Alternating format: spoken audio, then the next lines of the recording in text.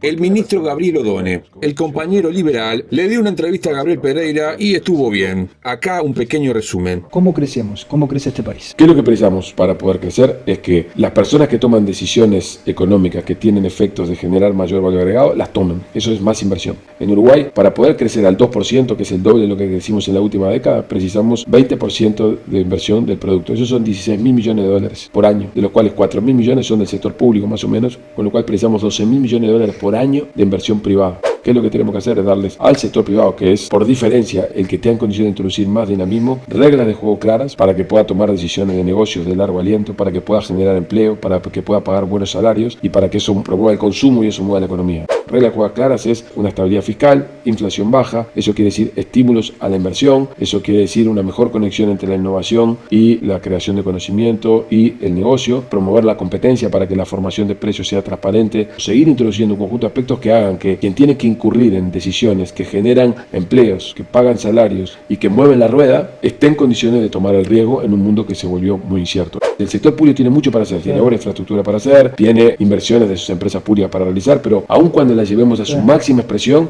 yo voy a tener de los 16.000 millones de dólares que necesito por año, solamente la cuarta parte. Las otras 3/4 partes las preciso de los privados, a los cuales lo único que les puedo decir es, estas son las reglas, estos son mis estímulos, confíen en que hay un plan a largo plazo por el cual ustedes van a poder tener ganancias, porque obviamente quien toma decisiones de inversión lo que busca es tener ganancias mientras me genera empleo y buenos salarios. Si nosotros no logramos crecer a tasas más aceleradas, hay muchas cosas que no van a pasar, pero hay muchas cosas que se nos van a romper, que es más importante de las que no van a pasar, que van a empeorar, que es nuestro esquema de convivencia, que sigue siendo en términos comparados un esquema de convivencia razonable.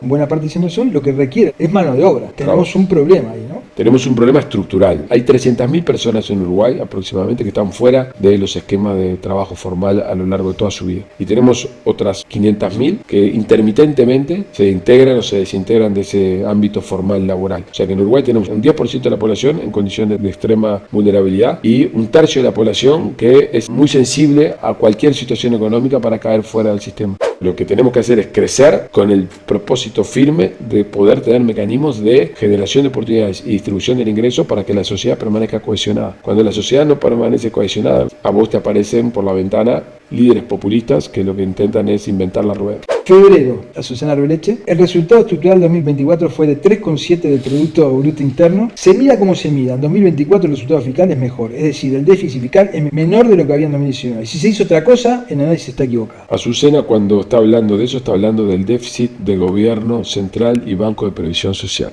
que es el perímetro que está dentro de la regla fiscal. El resultado fiscal al cierre de 2024 no fue 3,3, finalmente el que reporta la estadística fiscal es 3,3, fue 3,8 cuando le agregamos los gastos postergados. Y ese dato efectivamente está por debajo del resultado fiscal de 2019. Pero cuando yo miro el conjunto del sector público, no solamente el gobierno central del BPS, sino las empresas públicas, sobre lo cual la política económica tiene control, el resultado fiscal del cierre 2024 es 4,6%, que es el peor resultado fiscal desde el año 90 a la fecha. O sea, son el peor resultado en 35 años. ¿Por qué pasó eso? En el año electoral, la regla fiscal no funcionó como un disciplinador de control del gasto y el año último se fue de mambo. No hubo eso porque la inflación bajó más de lo previsto. Eran ellos los que estaban promoviendo una baja en la inflación, con lo cual no debería ser la sorpresa desinflacionaria o un pretexto, un argumento de quienes estaban a cargo de la política económica que precisamente querían bajar la inflación. Pero cuando Arbeleche divulga esta cifra del 3,8, 3,7, ¿no sabía que era un punto más? No está mintiendo, ni mucho menos. Está hablando del perímetro gobierno central BPS, que es el de la regla fiscal, pero no está hablando del sector público. Esto es Uruguay, donde el Ministerio de Economía es el responsable del conjunto de la política, del perímetro del sector público en su conjunto. Eso incluye empresas públicas, eso incluye todo lo que pasa fuera del perímetro, CND, CBU. Esa es la mirada del Ministerio de Economía.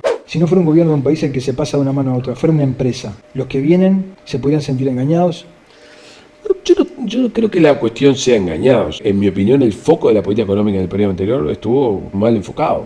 Adoptaron una regla fiscal que al final no funcionó, pero además definieron un perímetro, vigilaron sobre eso, no vigilaron adecuadamente lo que ocurría afuera y además, como si fuera poco, para mejorar los resultados, hicieron una transición con postergaciones de gastos y adelanto de impuestos, que es algo que ocurre, pero no en la magnitud que ocurrió esta vez. ¿Vos sospechabas que algo así podía pasar? A mí me llamó la atención que la transición fuera como fue. Tuve una reunión en diciembre y hasta segunda quincena de enero no me pude volver a reunir más. ¿Sabes por qué te pregunto, Y Gabriel? me encontré con una caja que me dieron, que me entregaron, que tenía mucho material, entre los cuales había un material sobre un informe de Haberger hecho para la política económica del Ministerio de Economía de 1980. Eso estuvo en la caja de la transición y había cosas como el ferrocarril, como el tema de Camus, que me fui enterando cuando fui llegando. La democracia se ha instalado como sistema peor, mejor. El capitalismo, la sociedad de mercado, ¿tienen la misma robustez? No conocemos en mi profesión ningún sistema de asignación de recursos mejor que una economía de mercado. Es imperfecta, funciona muy mal, tiene diversas razones por las cuales debería ser mejorada y las políticas públicas están para eso. Pero cualquier mecanismo alternativo a que la iniciativa individual jalone las decisiones de negocios y que los mercados sean los mecanismos de asignación de recursos, no existe ninguna sociedad con prosperidad relevante en el mundo que no esté basada o organizada en esto. Lo que no quiere decir que el mercado asigne distribuciones del ingreso justas, y esa es la razón por la que el Estado tiene que intervenir de manera activa y tiene que regular para evitar que las situaciones económicas sean muy volátiles y que además los más pobres no paguen las consecuencias de eso. Ese es el rol, para no leer directamente a Marx. atención.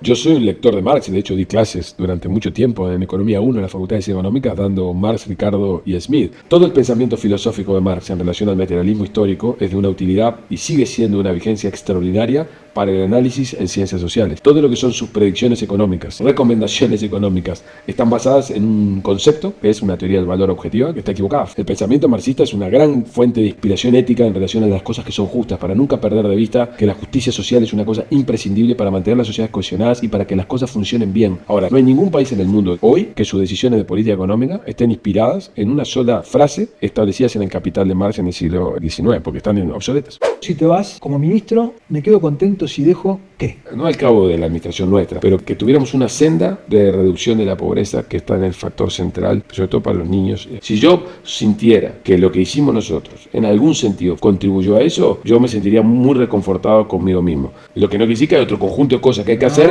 para lograr eso. Si yo te critico un poco por el déficit que dejaste, pero mejoraste la pobreza, te vas contento. Siempre y cuando yo no haya dejado un déficit que es insostenible, por lo tanto, pasado mañana explota el país y yo la pobreza te la pongo en 200.000 personas. El presidente Yamandú me lo marca todos los días. Nosotros tenemos que resolver los problemas elementales de la gente. Ahora, no puedo armar un plan, un programa para que esa gente entre por un canal para el cual dentro de 20 años sea un sujeto social. Ahora hay que darles el piso, ahora hay que darles el techo, ahora hay que darles seguridad y por lo tanto probablemente, y Yamandú insiste mucho en esto, nos estemos salteando 20 cosas que la academia y que las recomendaciones de la élite dicen. Es mucho más relevante dar para los grupos vulnerables de población, dar acceso a piso, techo y condiciones de habitabilidad razonables que armar un plan a 10 años que arme un barrio. Digamos. Acá lo más importante es dar techo y vivienda. Hay que dar soluciones prácticas hoy, aunque eso viole o vaya en contra de muchas de las cosas de lo que es lo políticamente correcto o lo razonable a largo plazo. Ese es el punto. En eso no hay nadie que esté más de acuerdo con yo en eso. Si vos mirás del 85 a la fecha, nunca hubo un gobierno que tenga un equipo económico en el que el ministro de Economía haya dicho elegirlos a todos. A todos, a todos. Eso es lo que Yamandú me dio a mí. Todos. Quienes vinieron a hablar conmigo me dijeron, queremos un equipo económico único, no queremos dos equipos económicos. Y creemos que vos sos la persona que lo puede coordinar. Eso tiene el mérito de otro, no mío. No hay chance de ver un efecto Talvi en vos. Bueno, yo creo que no. Yo hice política. Hice política cuando era joven y además toda la vida estuve detrás de bambalinas siempre. Yo sé cómo es la política. Yo sé que no es hacer lo que yo quiero. Yo con el tema de la desindexación estoy convencido, a pesar que es una palabra que no puedo usar. Y yo pretendo intentar convencer a mis compañeros de gabinete de que ese es un camino que hay que recorrer. Ahora, yo formo parte de un gobierno y yo tengo absoluta capacidad de reconocer que si eso no está en la agenda, porque no es posible, y no me voy a enojar por eso, y no me voy a pelear. Vos cuando estás en el sector privado, estás en una compañía, tomás decisiones. Yo trabajaba en una empresa que teníamos 1000 personas trabajando. Bueno, mi responsabilidad terminaba ahí. Yo hoy me enfrento con cosas que afectan al Uruguay en su conjunto para ahora y para el futuro. Desde el punto de vista mío personal, es algo que me estimula mucho más. Yo llego a mi casa todos los días a mi mujer y le digo, la verdad que yo nací para esto. Yo no sé qué hice 60 años, te lo juro. ¿Tanto así? O sea, me siento que soy útil para la sociedad. Cuando apago la luz de noche y me quedo conmigo mismo, yo estoy siendo feliz como no he sido nunca en mi actividad laboral. Me he pasado toda mi vida diciendo las cosas que hay que hacer, porque creo saber cosas que hay que hacer que eventualmente no se hacen, y yo no puedo irme de este mundo sin haber intentado hacer algo. Te pasé por un montón de temas. Me hiciste pensar. Te quedo muy agradecido de verdad de corazón. Y te deseo... Muy bien. Besito, abrazo. Se chuparon un poco los pits. Si querés ver la entrevista completa está en el canal Junta de YouTube. Buenas tardes. Si te gustó el video, dale like, suscríbete y compartilo. Si querés y podés colaborar con el canal, hacelo desde la cuenta de Patreon en la descripción del video. Y a los que ya están colaborando desde esta plataforma, nuestro más profundo agradecimiento.